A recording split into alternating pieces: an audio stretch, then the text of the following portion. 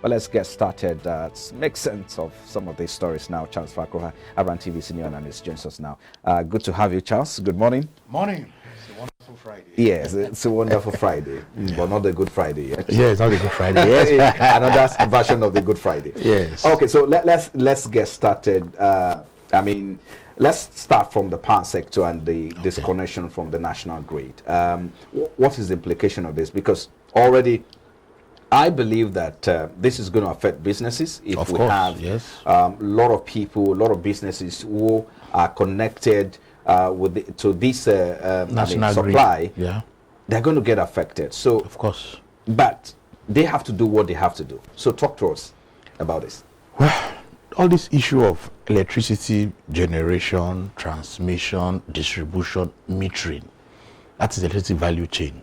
And we keep having this recurring problem all the time. One, we have concluded that it is like that is something that is bedeviling that power sector. Because it's as simple as ABC.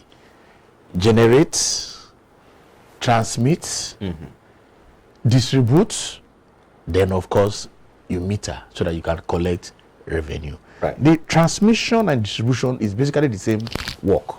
Transmission is of high voltage, while the distribution will now step it down. That's why you have these step down transformers so that me and you can consume that electricity. And it's when we consume and pay for those services that the discos will now have money now to now pay. Of course, they've had a bulk purchase agreement with the transmission company. Yes. Now, if the consumers don't pay for what they have consumed,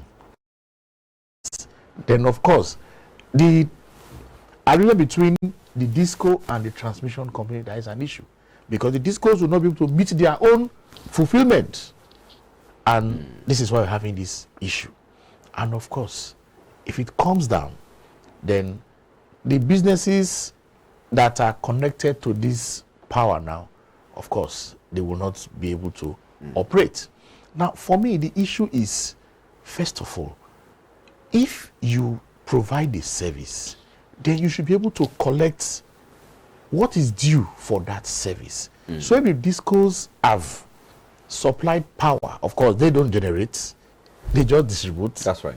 They should be paid for what they have distributed, so that they can also run their businesses and of course meet up their own obligation with the transmission company of Nigeria.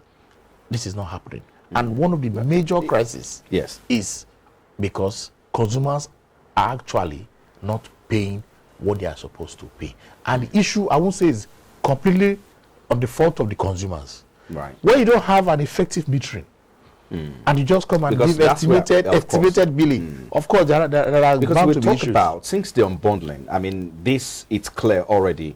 You have the discos, you have the generating companies, Yes. you have those who are also, transmitting as well. So Yes. I want to believe that perhaps we need to go back to drawing board and look at these, value chain and maybe approach it holistically. I mean, how Exactly. do we solve the power challenge in Nigeria? But having said that, I mean, recently we had the president, sign into law the decentralization of the power sector now. So Exactly, state can yes. now generate. So, Exactly. I mean, how we should start talking about how the state can even take advantage of these, constitutional review. Exactly. And start generating their own power. So we do not even have to have, a situation where Yes. a disco or distribution company will be disconnected from the national grid.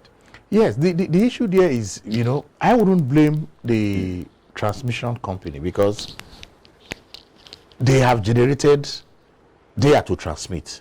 And of course, if I'm to transmit to you, you should pay me. That's right. And there is a bulk purchase agreement. If you don't meet your agreement, then of course, I will want to say, okay, be disconnected from national grid.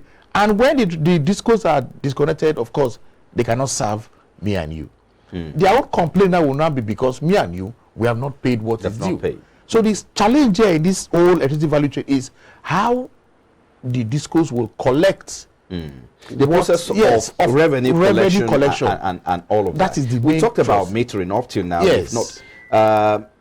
We've not even serviced more than 30%. I mean, I'm not sure if over 20% or 30% of Nigerian population have been served or serviced with metering, because that's where the opportunities are. That's where they should be able to track the money. But I think maybe the disco also should be blamed for all of this. Yeah, the disco should be blamed also. But I also want to believe that they should start taking advantage of the decentralization of the power generation. Yes, of course. They should be able to do that, because Lagos State is a model if they are doing something in that regard. And we say other states should also now follow suit and see, I mean, get the experts together, see how they can generate their own electricity. And of course, maybe you need to feed it to the national grid to increase our power generation, or depending on what has been in that bill that was signed, you know, they can generate, transmit, distribute, and of course charge appropriately for the electricity they have given to their consumers. So I think we will see an improvement in the power generation industry, because that is the only thing we need. Okay. All right. Economic growth. Let's move to the next one. Naira redesign policy. I mean, quite a lot of assessment is still coming. I mean, we've not stopped, and we cannot, stop assessing these. I mean, this report. There's a new report now showing that the cash crunch actually caused a lot of, bank debtors to default in their loans. It's not far-fetched that between February and April there's quite a lot of disruption in the economy, and so do you think that this will affect the bank's turnover? Will it affect their bottom line? Will it increase their perhaps their loan portfolio? I mean, will it increase that? Well, so what's the implication of this? An increase in our loan portfolio, of course, then we also see an increase in defaults. Yes. Because when you do credits, I always tell every credit officer, when you are generating that credit, you will know whether that credit is able to pay back. Right. A real trained creditor, that should be your skill. As you are preparing this facility, you are making sure that the possibility of paying back is very high. And if you don't have that in all your planning, you're not a good credit officer. But things can just happen, like we saw now, the Naira crunch that affected everybody and disrupted so many things. Right. I must tell you, even some persons who can even afford to pay back, in terms of maybe doing transfers and all that, because of that Naira crunch, it affected their business personally. And of course, their turnovers were reduced. Transactions were just, you couldn't keep track of transactions. Even when you were doing online transfers, it will be hanging, and there were a lot of issues. So I'm not surprised that we are getting this kind of report now. And of course, we're going to be seeing more and more of this kind of reports, trying to say what really happened within those 3 months. In fact, somebody was even saying that we didn't even know how we were able to survive those periods, where basically Nigerians, everybody, could not even boast of 5,000 Naira cash, whether it was the new Naira notes or the old Naira. And it affected not only our transactions, it affected our mentality. People had a lot of mental issues, because as a family man, you're in the house, you can't afford to go and pay for just 1,000 Naira, maybe something for the madam to do something at home. And you can see how all that affected a lot of psychological impact on Nigerians. So the banks coming up with this report, I am not surprised. But what I advise them now is, since things has stabilized a little bit, they should not go back. There's a bit of recovery, because the April PMI index, we saw that, yes. It's around 50 points now. Okay, so it was above that 50 point, or within, okay. I mean, the February figure shows less than 50. That's around 45, 48. Okay. I mean, and then in March, we saw that, repeated. Then, of course, April now is showing a bit of recovery. Tells you that there is a lot of recovery now. So the banks should not go back to their debtors and say they can renegotiate and see that things become normal. Yes, the banks too should also praise the customer, because it was not easy. Even the bank staff themselves, they knew the kind of trauma they also went through trying to. And anyway, I mean, bankers don't get emotional when it comes to their, but they retrieving their loan. Videos where the public was even attacking some of them. Yeah. And we saw bankers trying to even jump through the fence of their offices and all that. These are psychological trauma. I would believe some of them, okay, all of us now, I think we have recovered, but we don't want to have that kind of experience any longer. Anyway, we hope that the CBN perhaps will start, preparing ahead of the December deadline. Yes, I hope so. We have, I mean, quite a lot of time. We'll keep talking about it. And yes. Okay, let's get into other top stories now. I mean, the Center for the Promotion of Private Enterprise and some, I know not only this particular other organized advocacy enterprise. There's also other groups, speaking about the 2023 fiscal policy of the federal government, which of course it's capturing more of taxes. Exactly. More people are going to be taxed. Yes. There is an increase in tax as well.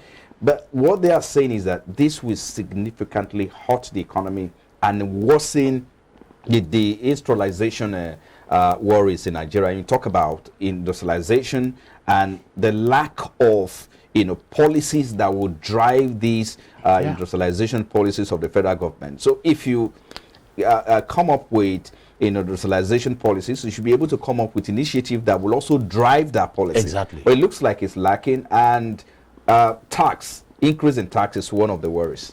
Yes, in fact, that's even the most important worry there, because the issue is, yes, we want to generate revenue. But it should not be at all costs. It should not be at the detriment of the economy. You increase tax. Who are the people that are going to pay that tax? You are Nigerians, the manufacturers, the producers. And once you make things difficult for them in terms of increased taxes, what happened to their production? Some are even fold up.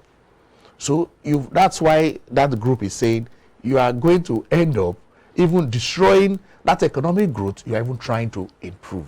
So there should be a balance between your increasing of revenue and, of course, our values, ensuring that, yes, people are not meant to suffer.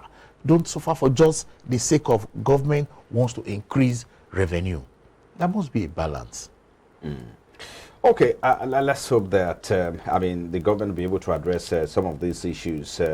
But going forward, it's just less than, 28 or 25 days to the end of this administration. So we hope that they will be able to correct some things, before it finally winds down. Let's go to the final story here, which talk about, analysts warning over, Senate approval of the 22.7 trillion Naira ways and means. We'll talk about the debt burden of Nigeria, but it looks like, because last year we saw how the Senate rejected the approval or the request, the president's request, citing lack of details. So I'm wondering what has changed between then and now. Why are they approving it now? So, well, this is national television, and I'll be very careful with what I say, because the reality is, as a personal finance expert, I look at Nigeria as an individual. As a business entity? Okay, no, personal finance now. Okay, all right. As a person, as an individual. And as a financial coach, that individual comes to me. And I look at the records, the books. One, I would say that person obviously has shown financial illiteracy. Because the revenue, his income, cannot even match his indebtedness. So that means technically, that individual is already bankrupt. That's it, technically, is already bankrupt. Now, having been bankrupt, you're not even saying, okay, these are some other loans I have taken. I want to kind of do some magic with those loans and, spread it the next maybe 5, 10, whatever. Okay, in this case, it's 40 years. Yeah, in the case of Nigeria, it's 40 years. And the person that I'm looking at, that individual I'm looking at now, I have to use an analogy. I'm looking at now, maybe it's already 70, 80 years. Yes. Obviously, he's not the one that's going to pay. That the children, the children, of course, are the ones. So they're just giving the children unnecessary burden. Okay? Yes, fine. Coming to Nigeria now, yes, we need to pay. The government needs to go on. And forget what they are saying, ways and means. This is just basically printing money for government to function. And for how long are we going to continue like this? Debt Management Office, DMO, kudos to them. They will give us all the records. But again, the National Assembly saying, as at last year, they didn't have enough information now. That's right. They are claiming that they have now. But you see one thing, Frank, we need to understand. I just need to know. There is no 1 kobo or 1 naira that is being borrowed by government that the National Assembly has not approved. So, even these ways and means now they are talking, they've approved it one form before. So what we need to do now is to face, like that individual, I will tell that individual, when you come to me, is for you now to face your reality. You need to cut down on your expenses. We just need to do that. Then we should become more disciplined in terms of the way we make use of revenue. Right. Transparent. We need, because if we continue like this, technically Nigeria is bankrupt. That's right. That is the reality. We are bankrupt.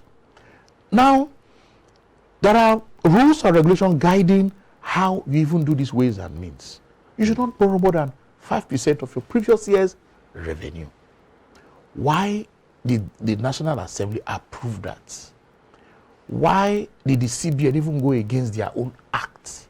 These are issues that we should begin to ask the management of CBN and, of course, those in charge of finance in the National Assembly. These are things they should engage with the executive. Look, yes, ways and means is fine to do, but we need to follow rules and regulation.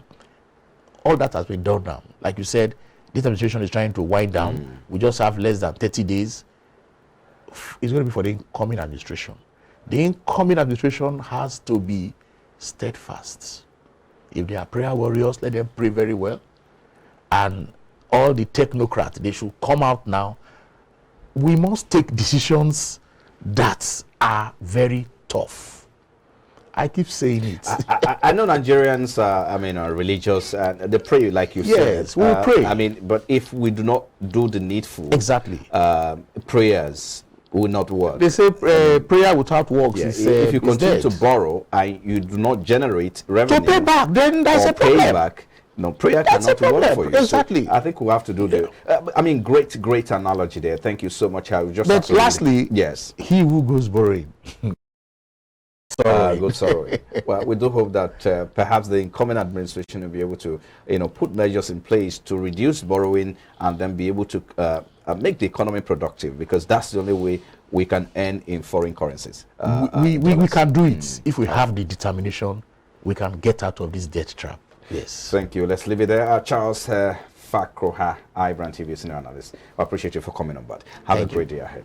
Thank you. Okay, so we'll take a break now. When we return, of course, it will be time to, race to the equities market and look at the current posture as NGX 6 first gain this week at the close of Thursday's trading sessions.